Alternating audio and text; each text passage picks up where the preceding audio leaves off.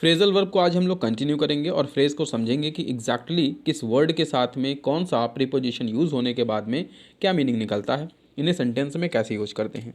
तो पिछले एपिसोड में भी और हर बार हमने समझा है कि फ्रेज एग्जैक्टली क्या होता है, मैं हर बार आपको बताता हूँ। तो फ्रेज को आप कन्फ्यूज़न एकदम क्लियर कर लीजिए, नहीं होना चाहिए आपको, क्योंकि इडियम्स और फ्रेजेस में क्या डिफरेंसेस हैं।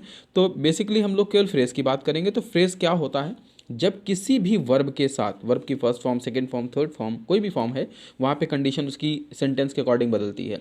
आपको बेसिक पॉइंट याद रखना है कि किसी भी वर्ब के साथ में अगर कोई भी प्रीपोजिशन यूज़ हो रहा है, कोई प्रीपोजिशन, और उसका मीनिंग डिफरेंट डिफरेंट टाइप में प्रीपोजिशन के साथ जब अलग अलग निकलता है, तो उसी को हम फ्रेजेस बोलते हैं। एग्जैक्टली वर्ब के साथ कोई प्रीपोजिशन यूज़ हो और उसका मीनिंग बदल जाए तो वो फ्रेज कहलाएगा। तो इडियम्स और फ्रेजेस में बेसिक जो चीज़ें हैं, फ्रेज का बिल्कुल एग्जैक्ट मीनिंग याद कर लीजिए कि क्या होता है, तो आपको कन्फ्यूज़न नहीं होने वाला है। अब वर्ड समझते हैं, जैसे कॉल। आज कॉल वर्ड लेके चलेंगे। कॉल का मतलब वैसे होता है कॉल करना, जिसको आप बोलते हो हिंदी में बुलाना, किसी को पुकारना, इस तरह से कॉल कहलाता है। लेकिन कॉल के साथ में कुछ जब वर्ड यूज़ किए जाते हैं तो क्या क्या अर्थ निकलता है। सबसे पहले कॉल इन। कॉल इन का मतलब होता है सम्मन, यानी बुलावा भेजना। एक होता है कॉल, जैसे आपने किसी को आवाज़ लगाई सामने से खड़े होकर, तो वो कहलाएगा कॉल। लेकिन कॉल इन क्या होगा कि कॉल इन का मतलब है आपने लेटर देकर, मैसेज भेजकर किसी को बुलाया है। अब वो आएगा तब आप उससे मिलोगे, यानी सामने वो खड़ा नहीं है जिसको आप पुकार लोगे तुरंत, आप उसको किसी भी मैसेज के थ्रू बुला रहे हो, तो कॉल इन कहा जाएगा। दैट कॉल द सम्मन। अब सम्मन एग्जैक्टली मतलब बुलावा भी होता है, इसलिए इसको ऐसे भी याद रखेंगे। सेंटेंस में यूज़ करेंगे कि आज the patient is serious you must call in the doctor of town. कि जैसे कि जो मरीज है वो बड़ा ही गंभीर है, सीरियस है, तो डॉक्टर को जो है शहर के बुला लेना चाहिए अच्छे से। अब ये बुला लेना चाहिए, कॉल इन, इस तरह से हम इसको यूज़ करेंगे। द नेक्स्ट वन फ्रेज जो होगा, कॉल ऑन। अब कॉल के साथ में अगर ऑन एक प्रीपोजिशन यूज़ कर दें, ऑन का मतलब पर होता है, अगर इस प्रीपोजिशन को यूज़ कर देंगे तो इसका अर्थ बदल जाएगा और इसका अर्थ होगा पे अ ब्रीफ विजिट टू, मिलने जाना। किसी व्यक्ति को समझने के लिए, किसी व्यक्ति से कोई एक डिस्कशन करने के लिए उसके पास जाना, जो यहाँ पर कहलाएगा तो कॉल ऑन कहलाएगा, यानी मिलने जाना। आप ऐसे भी समझ लो कि बुलावा आया है मुझे वहाँ जाने का। तो कब कहीं पे जब बुलावा आता है मजबूरी में जाने वाला, ये एक जो आप समझते हो पार्टी वाला, वो बुलावा नहीं। यहाँ पे वो बुलावा इस तरीके से, सपोज़ कि आपको किसी पोस्ट पे जॉब करते हो, आपको उस पोस्ट से लेटर आया है कि आपको इस डेट पे वहाँ ज्वाइन करना है, तो कॉल ऑन एग्जैक्टली होगा इस तरह से। तो यहाँ पर कॉल ऑन होता है कि आपके कर्तव्य का बुलावा है, या आपके उस जगह पर जाना है आपको, जो एक कंपलसरी है उस कंडीशन में। तो इस तरह की चीज़ों को हम लोग कॉल ऑन से समझेंगे और सेंटेंस में यूज करेंगे। इट इज़ योर ड्यूटी, ये आपका कर्तव्य है, to call on the minister, कि आप मिनिस्टर को जो है मिलने जाएं। And when he visits your town, जब वो आपके शहर में, आपके क्षेत्र में मिलने के लिए आता है। तो कॉल ऑन यानी कि आपको मिलने जाना चाहिए उससे, इस तरह से। नेक्स्ट वन की बात करेंगे अब, कॉल अप। तो बड़ा अच्छा फ्रेज है, बहुत अच्छे से याद रखेंगे। कॉल के साथ में अप जोड़ देंगे तो अप का मतलब वैसे ऊपर होता है, लेकिन कॉल अप का मतलब होता है याद करना, जिसे रिकलेक्ट भी कहा जाता है। अब यहाँ पे आप इसे ऐसे याद कर सकते हैं सेंटेंस में यूज करके कि ओल्ड पर्सन्स, पुराने जो लोग हैं, अम्यूज देमसेल्फ, अपने आप को प्रसन्न रखते थे, by calling up proud memories of the past, पुरानी चीज़ों को याद करके। अब यहाँ पे याद करना, पुरानी चीज़ों को याद करके, बाय कॉलिंग अप, यानी पुरानी चीज़ें जब याद करते हैं तो उन्हें अपने आप को अच्छा लगता है, अपने आप को जो है प्रसन्न हो लेते हैं पुराने जो लोग हैं। तो कॉल अप का मतलब होता है कोई चीज़ पुरानी याद करना, कोई चीज़ दिमाग में वापस से उस याददाश्त को लाना, इस तरीके की परिस्थिति। कॉल ऑफ की बात करें तो कॉल ऑफ का मतलब होता है किसी चीज़ को समाप्त करना या रोक देना, तो टू स्टॉप, इसको टू स्टॉप बोलेंगे।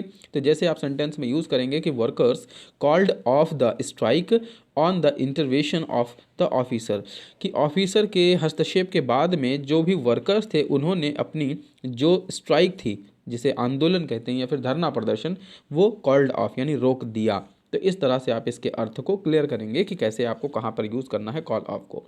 नेक्स्ट वन, कॉल के साथ में अगर फॉर प्रीपोजिशन यूज़ किया जाता है तो क्या मीनिंग निकलेगा। इसका अर्थ निकलेगा डिमांड, किसी चीज़ की मांग करना या मांगना। अब कैसे सेंटेंस में यूज़ करेंगे, he called for an explanation of his conduct, वह अपने बर्ताव के लिए उसे जो है एक उसके ये मांग की गई कि वो अपनी सफाई दे, प्रस्तुत करे, इस तरह से। तो यहाँ पर कॉल्ड फॉर का मतलब हो गया, कॉल फॉर का मतलब कोई चीज़ मांगना। आप एक चीज़ हमेशा याद रखें कि यहाँ पर जो भी वर्ब यूज़ हो रही है, कॉल जैसे वर्ब यूज़ है तो ये कॉल जो है फर्स्ट फॉर्म में यूज़ है। जब आप इसे सेंटेंस में यूज़ करोगे तो सेंटेंस के टाइप के अकॉर्डिंग इसका वर्ब बदलता जाएगा। जैसे देखिए यहाँ पे लिखा है बाय, बाय के बाद इसमें जीरेंड से बना दिया गया, कॉलिंग अप लिखा गया। फिर इस तरह से यहाँ पर है फर्स्ट फॉर्म में, टू के बाद में फर्स्ट फॉर्म आती, इन्फिनेटिव बना दिया गया। मस्ट के बाद में वर्ब की फर्स्ट फॉर्म आती, कॉल इन फर्स्ट में ही रहा। बट यहाँ पर कॉल्ड ऑफ यानी सेकंड फॉर्म में बदल गया तो सेंटेंस को इंडेफिनिट बनाया गया पास्ट का। सेकंड वाले में इस तरह से भी है, कॉल्ड यहाँ पे लिख दिया गया एडी लगा के, तो ये वर्ब की सेकंड फॉर्म बना दिया गया जहाँ पर इसका सेंटेंस बनाया गया जो ये पास्ट का इंडेफिनिट है। तो सेंटेंस के टाइप के अकॉर्डिंग, उसके अकॉर्डिंग हम इसके टेंस बदलते रहते हैं, first form, second form, third form या फिर आईएनजी में। बेसिक जो है इसका कॉल फर्स्ट फॉर्म केवल दिया होता है और उसके साथ में प्रीपोजिशन एक दिया रहता है। लेकिन आपको सेंटेंस में यूज़ के अकॉर्डिंग उसका जो टाइप है वो बदलना है, फर्स्ट या सेकंड या थर्ड में या फिर जीरेंड आईएनजी में आप इसे बदल सकते हैं इस तरह से। तो ये आई थिंक ये चीज़ें क्लियर होंगी आपको ये चीज़ें। अगर कोई क्वेश्चन है तो आप कमेंट्स के थ्रू अपना पूछ सकते हैं। इसके अलावा आपको किसी नए टॉपिक पर अगर आपको कोई क्वेश्चन है या कोई भी चीज़ आप कमेंट में पढ़ना चाहते हैं तो कमेंट में आप उसका क्वेश्चन आप ड्रॉप कर सकते हैं। आप मुझे टेलीग्राम पे भी ज्वाइन कर सकते हैं, जिससे आपको फर्दर अपडेट्स और बाकी के जो इन्फॉर्मेशंस हैं पीडीएफ हैं वो आपको टाइमली मिलते रहें। चलिए नेक्स्ट फ्रेज की बात करते हैं, कॉल अपॉन। तो कॉल अपॉन का मतलब होता है किसी से रिक्वेस्ट करना, निवेदन करना। इंग्लिश में बोलेंगे तो टू आस्क यानी पूछना। I was called upon two discuss was the of the problem of water pollution. पानी का जो प्रदूषण है उस समस्या पर मुझे जो है निवेदन किया गया वहाँ पर डिस्कस करने के लिए, समस्याओं को समझने के लिए। तो इसलिए इस तरह से कॉल्ड अपॉन से हम उसका यूज के माध्यम से उसका हम अर्थ समझ सकते हैं कि एग्जैक्टली कॉल अपॉन का अर्थ क्या होता है। तो कॉल अपॉन मतलब रिक्वेस्ट करना या किसी से निवेदन करना। चलिए नेक्स्ट अब समझते हैं कम। तो कम का मतलब सब वैसे सभी लोग जानते हैं कि इसका मतलब होता है आना। यह एक वर्ब है, जब किसी को हम कहते हैं कम आओ तो वहाँ पर इसका मतलब होता है आना। अब इसके साथ कुछ प्रीपोजिशन यूज करेंगे, हर एक प्रीपोजिशन के साथ इसका मीनिंग बदलता जाएगा और जो मीनिंग बदलता जाएगा उसी के अकॉर्डिंग हमें इसे समझना है। कम डाउन, कम डाउन का मतलब होता है गिराना, तोड़कर कोई चीज़ समाप्त कर देना, गिरा देना इस तरह से।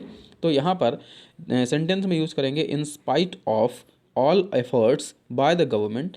सरकार के सभी प्रयासों के बावजूद भी prices are not coming down. जो चीज़ों की प्राइस हैं, वस्तुओं की चीज़ें, वो महंगाई जो बढ़ रही है वो नीचे नहीं आ रही, कमिंग डाउन यानी नीचे नहीं गिर रही है, नीचे नहीं आ रही है। इस तरह से सेंटेंस के माध्यम से हम इसका कॉल कम डाउन का मीनिंग समझ सकते हैं। नेक्स्ट वन है कम अक्रॉस। अक्रॉस का मतलब वैसे होता है कि किसी क्षेत्र से गुजरना या जाना, लेकिन यहाँ पर है टू मीट बाय चांस यानी किसी से लक बाई चांस मिल लेना, अचानक से मिल जाना किसी से। तो इस तरह से वाइल रोमिंग अलोन यानी कि अकेले घूमते हुए, रोमिंग का मतलब होता है भटकना, इन द फॉरेस्ट जंगल में। I came across a tiger by chance, तो मेरा सामना एक टाइगर से हो गया जंगल में भटकते या घूमने के दौरान। इस तरह से सेंटेंस के प्रयोग से हम इसका अर्थ पूरी तरह से समझ जाएंगे। नेक्स्ट वन है कम राउंड। कम राउंड का मतलब होता है सहमत होना, रिकवर किसी चीज़ को मरम्मत करना या एक व्यवस्था में वापस ले आना, तो कम राउंड होता है। तो सेंटेंस में इसे यूज़ ऐसे करें कि फ्रेंड्स में disagree in their discussion but finally they should come round to a common point. कि मित्र जो है वो किसी भी एक मुद्दे पर डिस्कशन पर डिसएग्री हो सकते हैं, असहमत हो सकते हैं, लेकिन अंततः दे शुड उन्हें आ जाना चाहिए कम राउंड, सहमत हो जाना चाहिए टू अ कॉमन पॉइंट यानी एक ही मुद्दे पर, एक फैसले पर सभी को सहमत हो जाना चाहिए। तो इस तरह से हम सेंटेंस में इसका यूज करके इसका एक जो प्योर मीनिंग है वो इसका समझ सकते हैं। नेक्स्ट वन देखते हैं कि come up to. Come up to का मतलब होता है किसी व्यवस्था के अनुसार चलना या अनुसार होना। To be equal to amount to, इसका अर्थ निकलेगा इंग्लिश में।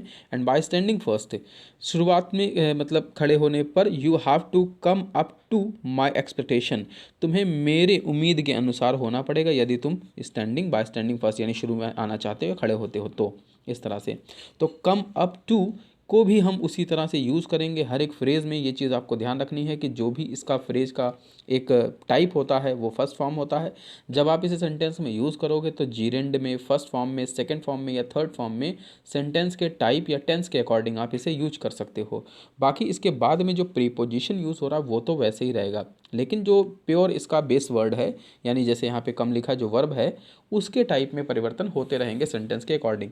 लास्ट देखते हैं कम अबाउट, तो कम अबाउट का मतलब होता है कोई घटना का होना या घटित होना। तो जब हम इस तरह से सेंटेंस बोलेंगे कि she does not know how it come about, कि वह नहीं जानती कि ये कैसे घटित हुआ, कैसे क्या हुआ, तो इस तरह से हम इस चीज़ को यहाँ पे इसका अर्थ समझ सकते हैं। तो फ्रेजेस एग्जैक्टली क्यों यूज़ करते हैं, ये भी मैंने पिछले एपिसोड में आपको बताया था कि फ्रेजेस हम लोग सेंटेंस की खूबसूरती बढ़ाने के लिए करते हैं या सेंटेंस को और बेहतर तरीके से ढंग से बोलने के लिए। आप यूँ समझ लीजिए कि कोई भी लाइन अगर नॉर्मली आप बोलते तो वो सेंटेंस कहलाता है, लेकिन वही लाइन अगर फिल्मों में बोली जाती तो डायलॉग कहलाता है। सेम चीज़ वही है, बट बोलने का तरीका बदल जाता है। यहाँ पर भी कुछ ऐसा ही है, बोलने का जो एक भावपूर्ण तरीका होता है, फ्रेजेस उन चीज़ों को इम्प्रूव करते हैं। तो फ्रेजेस का यूज़ करके हम सेंटेंस को और बेहतर बना सकते हैं और चीज़ों को और अच्छे से हम लिख सकते हैं, समझ सकते हैं। ऐसे फ्रेजेस को कंटिन्यू हम करेंगे नेक्स्ट एपिसोड में फिर एक नए वीडियो के साथ में। बने रहिए चैनल पे।